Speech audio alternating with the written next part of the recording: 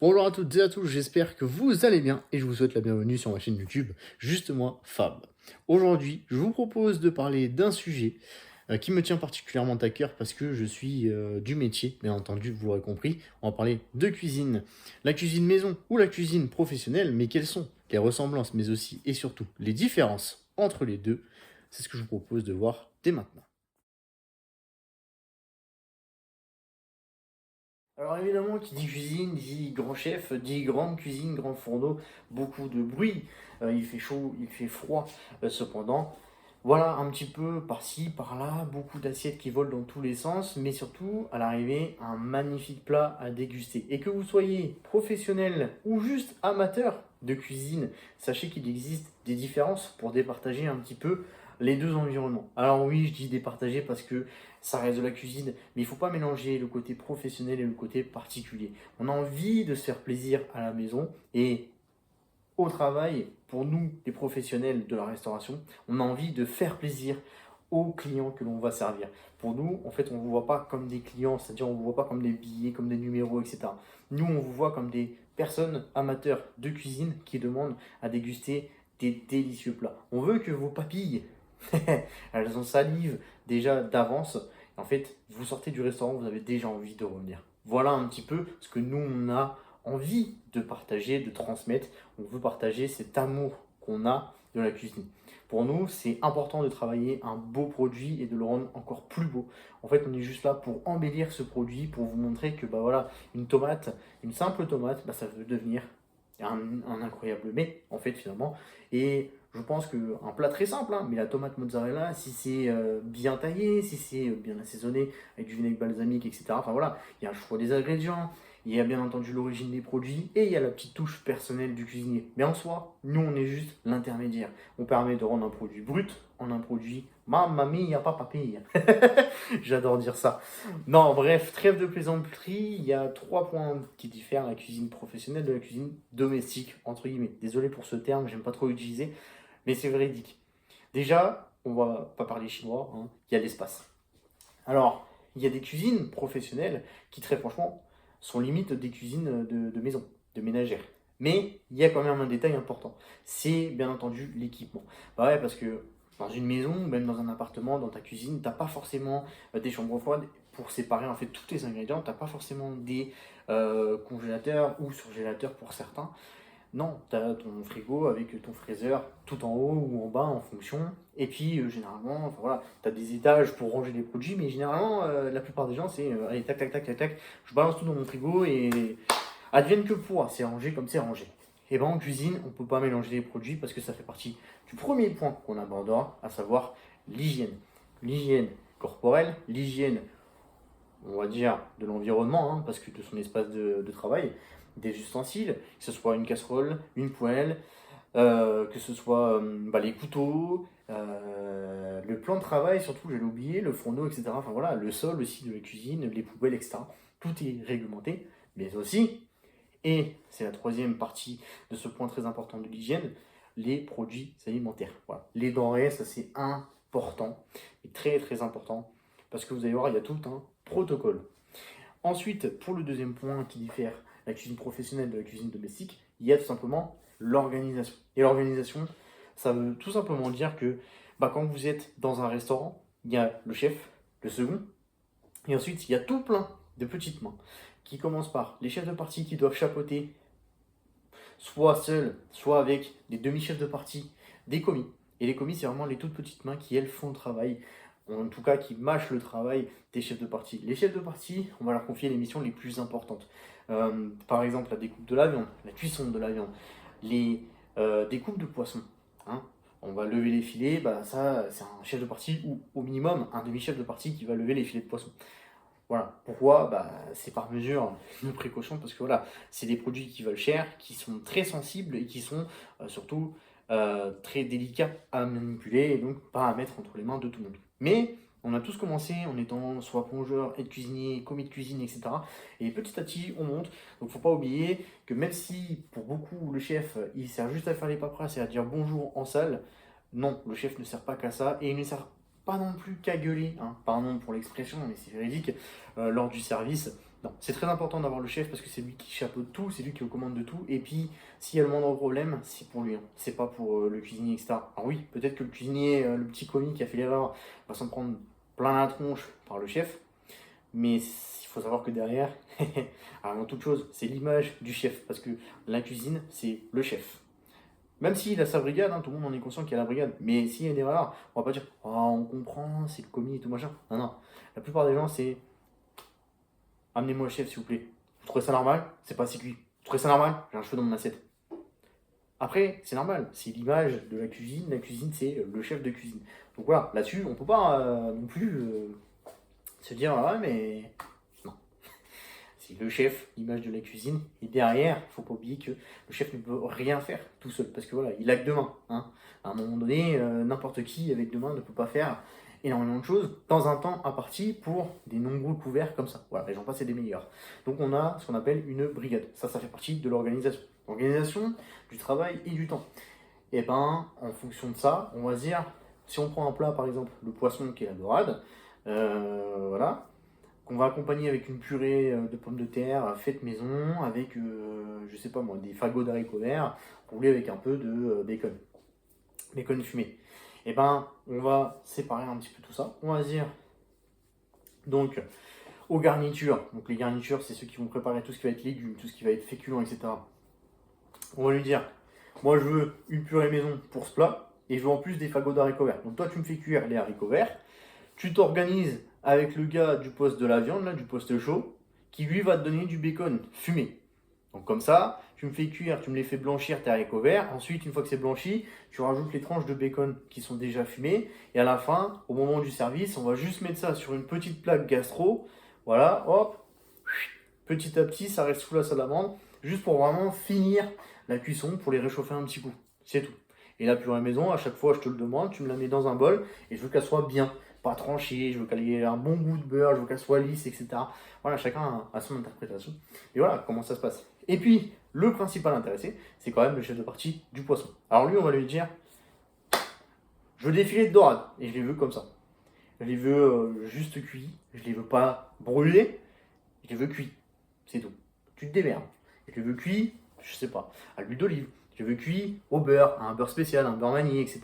Je les veux cuits, je veux dire une connerie, avec une rondelle de citron. Voilà.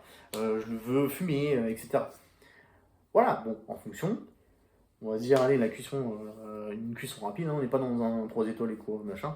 Juste une bonne purée, des petits fagots d'haricots verts, etc.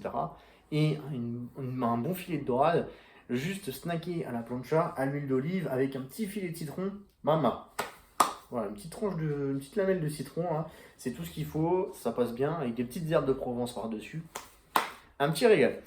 Et ben ça, voilà, ça c'est ce qu'on appelle de l'organisation. Donc comme ça, bah, chaque poste a sa tâche à faire et ça permet en fait de gagner un peu plus de temps. Mais en soi, chez vous, vous avez le temps. Donc vous allez vous dire, qu'est-ce que je dois faire en premier? Généralement, si vous achetez votre poisson chez un poissonnier, etc., même à la poissonnerie du supermarché, hein, il va vous le faire, il va vous le vider, il va vous lever les filets et en fait, il va juste vous laisser les filets, il va vous proposer de garder en fait les parures. Si vous voulez faire par exemple un fumet de poisson, etc., ou une soupe de poisson carrément qu'on peut faire à partir de ça. Donc voilà, vous allez dire non, je veux juste les filets, ou non, vous me le laissez entier, vous me le videz juste, c'est tout. Et puis à la maison, tac tac tac, je découpe les nageoires, je lève mon filet. Pour ceux qui sont vraiment à fond dedans, quoi, qui se disent j'ai le temps, j'ai envie de faire les choses moi-même, je veux faire les choses bien, je veux m'entraîner parce que moi j'adore la cuisine, j'ai envie de lever mes filets de poisson tout seul. Franchement, respect à vous, c'est très bien, hein, voilà. Pour des personnes qui ne sont pas dans la profession, félicitations, franchement, voilà, je peux que vous encourager à le faire, c'est génial. Et ensuite, vous allez vous dire, ok, maintenant que j'ai fait ça, bon, bah, je vais lancer mes poissons en cuisson. Et en parallèle de ça, je vais faire mes pommes de terre, etc. Donc vous n'avez pas la même organisation. Puis vous vous dites en plus, allez, on est que deux, on est que quatre, bon allez, c'est bon, je vais faire une purée mousseline. Déjà, il faut savoir une chose, c'est que la purée mousseline, ça n'est pas un terme professionnel. La purée mousseline, ça n'existe pas. Une purée, c'est une purée. À la base, la purée, on va dire, le mot purée, c'était pour la purée de pommes de terre. Mais il y a d'autres associations qu'on peut faire. Purée de carottes, purée de patates douces, voilà, purée de céleri, purée de courgettes, etc. On peut faire en soi de la purée avec n'importe quel légume, en soi. Voilà. Mais la purée classique, c'est une purée de pommes de terre. La mousseline, c'est une farce. Une farce qu'on associe à la viande. Voilà, principalement. Donc, ce que je veux vous dire maintenant, c'est que il faut arrêter de me dire que la purée mousseline, c'est une purée. Non, purée n'égale pas mousseline. Purée et mousseline, c'est deux choses totalement séparées. On est d'accord là-dessus. Maintenant que ceci est dit, on va pouvoir passer à la suite. Donc vous avez le temps, vous n'avez pas la pression, et donc vous avez une organisation qui est différente et qui souvent vous fait en fait plus perdre de temps que nous les professionnels on a moins de temps, mais en fait on en gagne par l'organisation, la productivité. Voilà. Ce qui fera l'objet d'ailleurs, si vous le souhaitez, dites-le moi en commentaire, d'une prochaine vidéo, à savoir des astuces pour gagner du temps en cuisine chez vous. Voilà. Ou pour vous améliorer chez vous, etc. etc. Dites-le moi, hein, franchement, voilà, je suis ouvert, j'ai plein d'idées de vidéos et je serais ravi de vous partager ces astuces qui font gagner un temps précieux. Voilà. Pour impressionner papa, maman si vous êtes jeune et que vous avez envie de faire la cuisine plus tard, pour impressionner la famille si vous faites, je sais pas, mais par exemple là, il va y avoir le réveillon pour Nouvel An et pour Noël. Oh bah tiens, j'ai vu cette astuce et tout machin, allez, je vais me faire un petit plat, on est combien? On est 10, 15? Allez, ramène-moi ça là, vas-y. Non, mais en vrai, la cuisine, franchement, c'est génial. Voilà. Donc pour tous ceux qui sont amateurs de cuisine, franchement, c'est un régal et très franchement, ne changez rien. Vous pouvez que vous améliorer. Éclatez-vous, c'est le principal. C'est tout ce que j'ai à dire. Et maintenant, je vous propose de passer, eh bien, à un petit peu plus en détail la comparaison entre la cuisine pro et la cuisine personnelle de maison. Donc je vais revenir sur le premier point qu'on a évoqué tout à l'heure, à savoir la différence entre la cuisine pro et la cuisine de maison sur l'hygiène. L'hygiène corporelle, hein, de la tête aux pieds, on doit être propre, forcément. Avoir une coupe de cheveux qui est quand même un minimum bien soignée, voilà ce que je veux dire. Pas des cheveux qui sont pas lavés, qui sont attachés s'ils sont longs, etc. Mais en plus, nous, par mesure de précaution, pour éviter qu'il y ait des cheveux qui tombent dans l'assiette ou autre, hein, on ne sait quoi, eh bien on a ce qu'on appelle des toques, principalement, ou des calots, deuxièmement, ou bien entendu les charlottes, qui sont généralement des filets un petit peu blanc, transparent et tout, c'est léger. C'est ça, généralement les charlottes, c'est pour les laboratoires, etc., de production, les grandes cuisines, etc. Et de toute façon, tout ça, c'est jetable. Voilà. Alors, il peut y avoir des toques lavables ou des calots lavables, etc.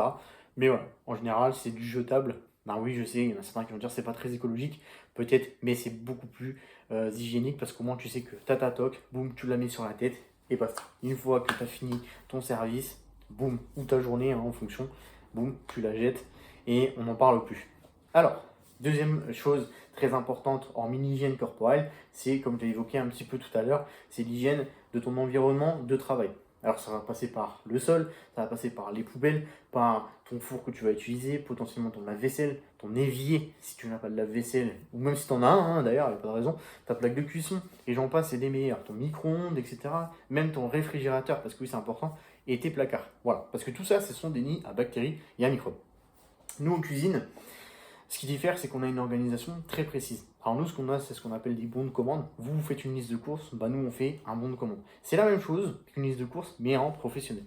On établit des menus en avance, hein, très clairement. Par exemple, quand on est sur, je sais pas moi, à la moitié de la période du menu, par exemple, d'hiver, et qu'on va préparer le menu de printemps, bah, c'est à partir de la mi-hiver qu'on va partir pour chercher des ingrédients pour faire des plats pour la carte de printemps. Et ensuite, en général, entre 1 à 2 semaines avant de sortir la carte définitivement, on fait des essais pour voir si oui ou non ça tient la route, pour voir ce qui a pêché, pour voir ce qui peut être amélioré, ou pour, si tout se passe bien, valider tout ça, prendre en photo, avoir un visuel pour pouvoir proposer aux clients, expliquer aux serveurs qui eux-mêmes vont expliquer et faire une description vendeuse, en tout cas à nos clients. Voilà, parce que le but, c'est pas de vendre du rêve aux clients, c'est de vendre la réalité. C'est-à-dire que nous, on veut qu'ils viennent au restaurant, qu'ils s'installent, qu'ils aient déjà l'eau à la bouche et qu'ils se disent surprenez-moi. Ou alors, moi, je suis un amateur, je viens souvent ici, j'ai envie de ça, faites-moi ça sur ce plat. Et nous, après, on se charge du reste. C'est-à-dire qu'à partir d'un aliment brut, on va vous donner un plat qui normalement devrait vous faire mamma mia, papa mia, comme on dit. Ça va vous régaler et souvent il y a l'extase. Nous, ce qui nous remplit de bonheur, hormis le fait que de temps en temps, ça fait du bien d'entendre merci messieurs, c'était très bon, on reviendra, merci à vous, bon service, enfin voilà. Merci au chef, et des applaudissements, des sourires. Juste un sourire, ça en dit long, ça veut dire que vous êtes satisfait. Et nous, c'est ce qu'on veut. On veut absolument pas quelqu'un qui soit déçu de sa prestation et qui se dise ah, franchement, j'étais déçu parce que je m'attendais à beaucoup mieux, etc. Ou ouais, j'avais l'habitude, mais là maintenant, c'était plus comme avant, etc. Nous, c'est notre hantise parce que le but, c'est avant tout, on cuisine avec les sentiments, hein, on cuisine avec amour pour vous faire plaisir. Parce que voilà, on met en tout cas pour ma part tout l'amour possible qu'on a en nous pour faire des plats délicieux et que vous puissiez en fait juste profiter de cet instant. Pour vous restaurer, bien entendu, c'est la mission principale, mais si possible, vous restaurez en vous disant, pardon pour un petit peu les mots, mais putain que c'était bon, nous c'est pareil gagné. Même si nous on le voit pas forcément, mais juste le fait de, je sais pas, en salle ils voient les réactions, il y a des réactions qui ne trompent pas, hein, un clignement des yeux, quelqu'un qui reste figé, qui ferme les yeux, tu te dis waouh, ouais c'était bon quand même. Donc voilà. Donc l'hygiène, donc, en 3 étapes hein, pour nous grosso modo c'est organisation donc au niveau de ton travail, ton plan de travail doit être propre, tes ustensiles aussi. Donc, comme j'ai dit tout à l'heure, nous dans le jargon on va dire professionnel, on n'utilise pas les mêmes termes que le jargon personnel. La cuisine, j'aime pas cette expression, mais bon, on va le dire quand même. La cuisine de ménagère, vous avez une poêle, une casserole. Nous, on a des sauteuses et des russes. On a des rondeaux, vous avez des fétous ou des marmites. Ça dépend. Voilà, les deux existent. Mais voilà, grosso modo, il y a totalement des choses qui diffèrent. Et une sauteuse, c'est pas la même chose, par exemple, qu'un sautoir. Et une poêle, ça existe aussi. Mais c'est pas la même chose qu'une sauteuse ou qu'un sautoir. Euh, donc voilà, en tout cas, nous, on a des choses qui diffèrent. Et puis, c'est beaucoup plus grand. Bah, forcément, on fait à manger pour beaucoup plus de personnes que vous à la maison. Même si vous, par exemple, vous faites un jour la cuisine pour 15 ou pour 30, ce que je vous souhaite, ou non d'ailleurs, hein, pour ceux qui y seraient intéressés, bon courage pour trouver des ustensiles adéquats pour tout ça. Alors, donc, les ustensiles doivent être propres, notre corps et notre tenue aussi doivent être propres. C'est pour ça que nous, la tenue, elle reste sur ce lieu de travail. Il y a certains établissements qui ont la possibilité de laver directement les uniformes des cuisiniers et qui les lavent sur place ou qui font appel à des prestataires extérieurs qui prennent les uniformes, les lavent en même temps que par exemple, je ne sais pas moi, les nappes, les tapis pour certains établissements, etc. Il y a d'autres établissements, malheureusement, ils ne peuvent pas. Et donc, du coup, c'est au personnel de prendre sa tenue et de la laver tout simplement. Donc voilà. Mais en tout cas, tenue propre au quotidien, hein, bien entendu. Et c'est important parce que c'est de l'hygiène. Parce que forcément, hein, ça arrive des éclaboussures de sauce, de chocolat, de machin, de cela. La transpiration aussi, forcément, parce que dans la cuisine, il fait chaud. Rares sont les moments où il fait froid, mais tu bouges beaucoup, tu cours un peu de partout, donc forcément tu transpires. C'est totalement normal, hein, c'est humain, mais voilà, tenue propre au quotidien, c'est ce qu'on demande et c'est totalement normal. Avant le rasage, c'était à blanc, en tout cas pour la majorité. Après, le temps évolue et la cuisine aussi évolue. Il y a des choses qui ont changé, donc on est devenu un peu plus souple. Mais attention, ça ne veut pas dire que même si on autorise la barbe, il faut qu'elle soit entretenue. Si elle n'est pas entretenue, qu'elle est sale, etc., forcément, c'est encore une fois de la logique pour éviter toute contamination, tout risque bactériologique et microbiologique. Donc voilà. Euh, Barbe, soignée et entretenue, donc comme les cheveux, comme j'expliquais tout à l'heure. Niveau des ongles, on n'en parle même pas, hein, lavage des mains hyper régulier, le port de gants, moi j'ai tendance à dire, dès que vous travaillez des produits ultra sensibles comme le poisson, les fruits de mer, la viande, qu'est-ce qu'on pourrait dire, tout ce qui est charcuterie, même le fromage aussi, parce que le fromage, voilà, il y a des bonnes bactéries qui poussent dedans, mais voilà, pour éviter toute contamination, port des gants, moi en tout cas c'est ce que je recommande fortement. Après, si vous vous lavez super bien les mains et tout machin, et que vous le faites à chaque fois, ça va très très bien aussi. Mais moi en plus par précaution, je recommande le port de gants. Et chez vous à la maison aussi, eh ben, c'est beaucoup plus souple. C'est-à-dire que tu te laves les mains, hop, bim bam boum, je vais prendre un couteau, puis allez hop, je vais découper mon poisson, je vais découper ma viande. Oh bah attends, je rince un petit coup, et puis je vais découper mes légumes. Ou alors je fais les légumes, et après je découpe ma viande, je découpe mon poisson. Voilà, c'est un petit peu plus souple. C'est normal, hein, parce que nous, par exemple, on a des codes couleurs pour les planches. Alors, dans certains établissements, c'est pas les mêmes codes couleurs, ça change à chaque fois, mais par exemple, on va dire sur le plus logique, Rouge, viande, parce que la viande, souvent, on associe la viande à la viande rouge, genre bœuf, à la viande rouge, hop, tu découpes sur une planche rouge. Le poisson, vu que ça vient de la mer, c'est bleu, donc du coup, planche bleue pour le poisson. Les légumes, ça sera une planche verte. Pourquoi? Parce qu'on a tendance à dire les légumes verts. Voilà, c'est du vert. Donc, légumes, planche verte. Après, il y a des planches blanches. La planche blanche, ça sert à quoi? C'est pour tout le reste, principalement pour la pâtisserie, même si des fois ça peut être une planche marron, une planche noire, etc. Et ça peut être, je sais pas moi, mettons comment dire, pour casser des noix de cajou, enfin voilà, des cacahuètes, enfin, bref, toutes sortes de choses, etc. Et ben, tu utilises une planche d'une autre couleur du coup. Et enfin, du coup en pâtisserie c'est aussi utilisé forcément pour découper par exemple des fruits. Les fruits, on va se dire sur une planche blanche par exemple. Et la planche noire, souvent elle peut être utilisée par exemple pour une découpe spécifique en salle devant le client. euh, pour éviter que ça gicle de trop, etc. On met une planche noire et on se dit la planche noire est réservée par exemple à la découpe du foie gras, à la découpe, je vais dire une connerie, mais du pâté en croûte, à la découpe du fromage, à la découpe, et j'en passer les meilleurs, mais voilà, à la découpe de tout ce que vous voulez sur cette planche à découper. Donc voilà. Alors que à la maison, on en a peut-être une ou deux max, mais du coup, on mélange les produits, forcément. Donc, comme je vous disais, l'hygiène, ça change. On a des produits très très puissants, parce que forcément, nous, c'est de l'inox, bien entendu, tout en inox. Sauf qu'on peut avoir du marbre, forcément. Mais dans tous les cas, nous, on a des produits hyper puissants parce que hygiène, hygiène, hygiène. Faut pas oublier que nous, en cuisine professionnelle, on a la responsabilité envers les clients qui est la responsabilité en fait de vie ou de mort. Très clairement, faut pas rigoler avec ça parce que véritablement, s'il y a la moindre contamination et la moindre infection, intoxication, et que le client bah, est venu manger chez nous et que c'est à cause de nous, il a la vie ou la mort, très clairement. Il ne faut pas rigoler avec ça. Il y a des bactéries qui sont hyper dangereuses et nous, on a la responsabilité envers nos clients. On a le risque de contamination. Donc ça, faut pas l'oublier. C'est vraiment quelque chose d'ultra, ultra, ultra important. Et bien entendu, je serai ouvert, bien entendu, dans les commentaires. Si vous voulez avoir des astuces, des petits conseils pour améliorer un petit peu le côté hygiène dans une cuisine, on va dire, de domicile, c'est totalement possible. Alors, je ne demande pas de faire quelque chose d'ultra professionnel comme en cuisine professionnelle parce que c'est pas le but, mais voilà, je pourrais vous donner des petits conseils pour vous dire, voilà, ça va vous faire gagner un petit peu de temps et puis surtout, vous verrez que ça sera de meilleure qualité. Voilà, vous allez avoir des mouvements, des réflexes qui vont être totalement différents. Et puis, comme on disait, l'hygiène du matériel, ça ne change pas. Bien entendu, les couteaux, les pinces, enfin voilà, tous les ustensiles que vous allez pouvoir utiliser, les cuillères, etc. Donc voilà.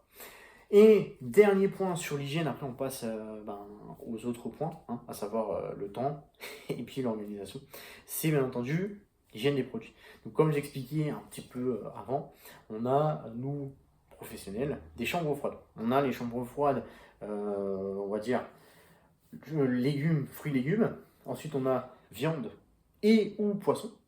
Alors je dis et ou parce que il y en a où ça va être des mini chambres froides, voire même des réfrigérateurs, des colonnes froides.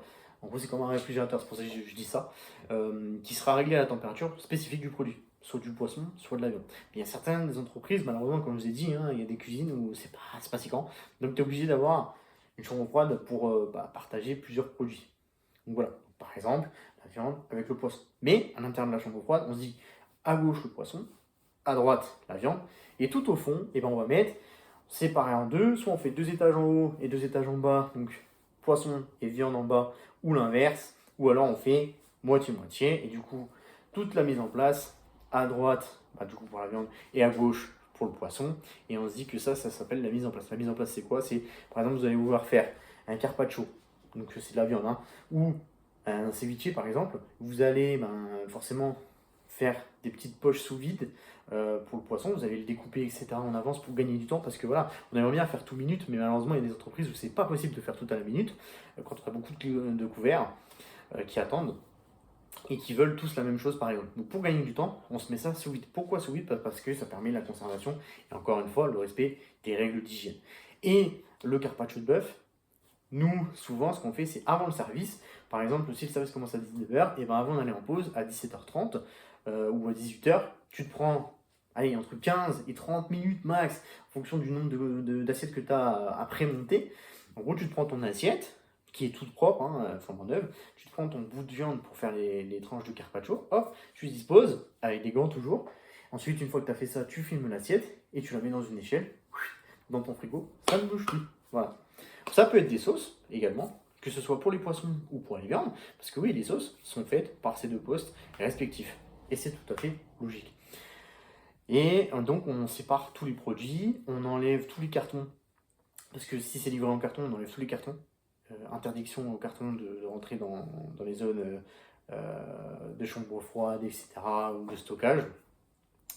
Pour tout ce qui est légumes, on les lave impérativement avant de les ranger en chambre froide, parce que bah, voilà, c'est des légumes, hein.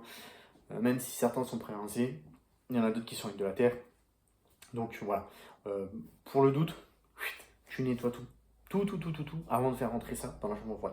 En fait, la chambre froide, pour vous donner une idée, c'est un endroit propre. Il n'y a que des aliments qui sont propres, mais bruts. Et puis après, on a ce qu'on appelle les timbres ou les frigos dans la cuisine directement, où là, en fait, on peut stocker ce qu'on appelle des préparations préliminaires, de la mise en place, etc., des petites mises en place. Par exemple, tu vas prendre un légume brut, tu vas prendre des courgettes qui ont été lavées et tout, stockées en chambre froide, fruits et légumes.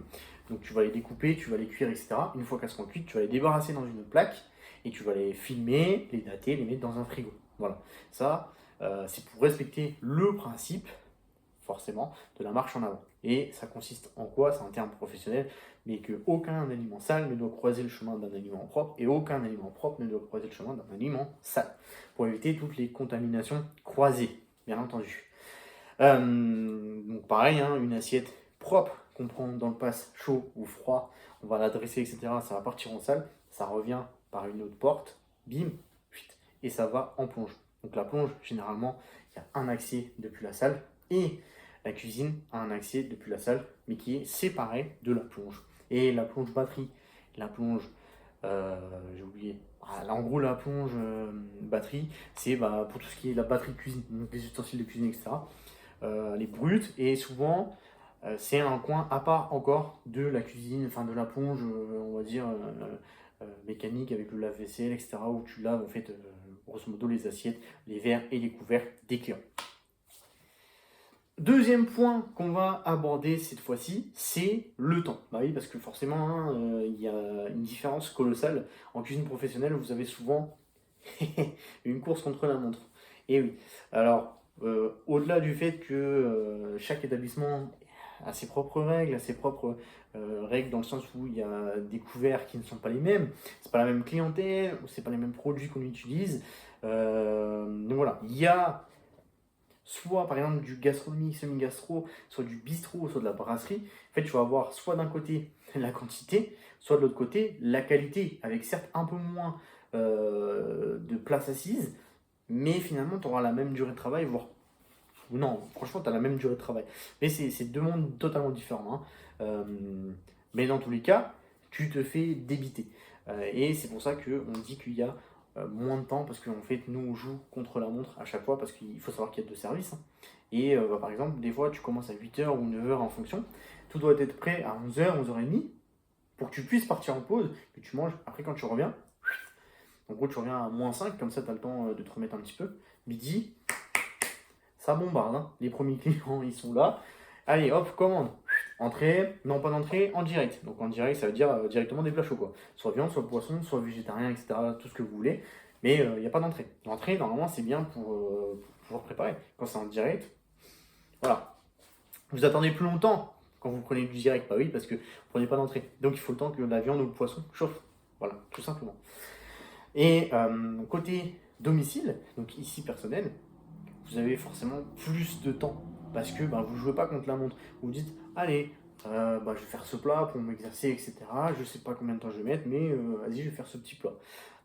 Ou alors, vous dites, ah, j'ai envie de faire ça et tout machin ce soir, allez, bim. Et bah, vous n'avez pas forcément d'heure précise, etc.